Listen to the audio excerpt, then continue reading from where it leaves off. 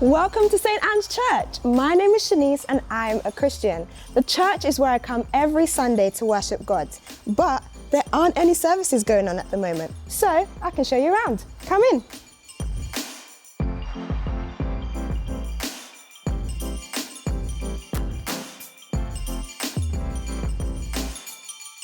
Isn't it beautiful?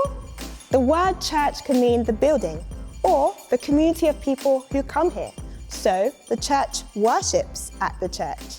This is the main part of the building, called the nave. And in traditional churches, like this one, it always faces east. If you could look at the church from above, you'd see that it's in the shape of a cross, the Christian symbol. Everyone sits in the nave, looking east. So, the main entrance to the church is usually at this end, and it's called the west door. The arms of the cross are called transepts. So there's a north transept and a south transept. And the front of the church, the top of the cross, is called the chancel. And that's where the priest usually stands to lead a service. We have lots of names for a priest, but in the Church of England or the Anglican Church, we usually call the priest a vicar. By the west door, you'll often find one of these. A font is a big stone basin which can be filled with water to baptize people at a special service. It happens when a baby is born and welcomed into the church, or when an older person becomes a Christian. The vicar blesses the water and sprinkles it on the person's head. The font is near the door to symbolize that a person must be baptized before they can become a full member of the church. When you come into the church, you walk down the aisle to find a seat. These long benches are called pews, although lots of churches just have ordinary chairs. In front of the pews, you'll find these cushions called hassocks, which people kneel on when they pray. There's also these handy shelves, which people put their Bibles and hymn books on.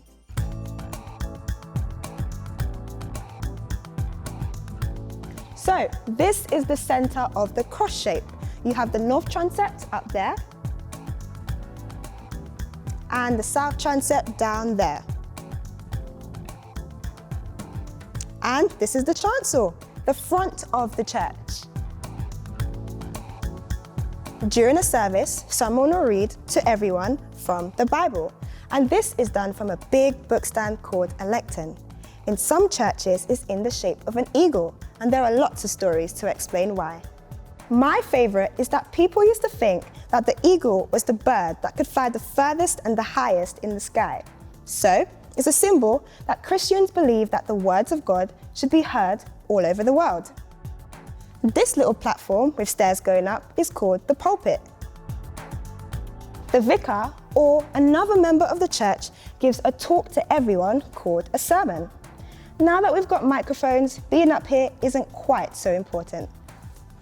So, lots of people choose to speak from the front of the chancel here.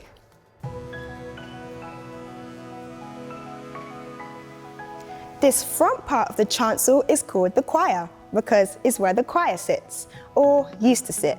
Most churches had a choir to lead the singing of religious songs called hymns, but now we've got microphones. This can be done by one or two people. In some churches, the hymns are sung along to the tunes played by a huge instrument called an organ. It has keyboards like a piano, and its noise is made from huge pipes. And it can sound like a whole orchestra, but organs are very difficult to play. So lots of churches have bands playing guitars and pianos instead. Right at the front is the most important part of the church, and it's called the sanctuary. It's separated from the rest of the church by a rail. And this table is called an altar. You've got candles here, a special cup called a chalice, and a plate called a paten. During a special service called Holy Communion, the vicar stands behind the altar, puts some bread onto the paten, and pours some wine into the chalice. The vicar blesses them, and then everyone comes to the rail to eat a piece of bread and take a sip of the wine. We do this because Jesus asked us to. We believe that he died and came back to life so that we can all go to heaven. The wine symbolizes his blood, and the bread symbolizes his body. We all share them to remember that we are all part of the same community and will be together in heaven.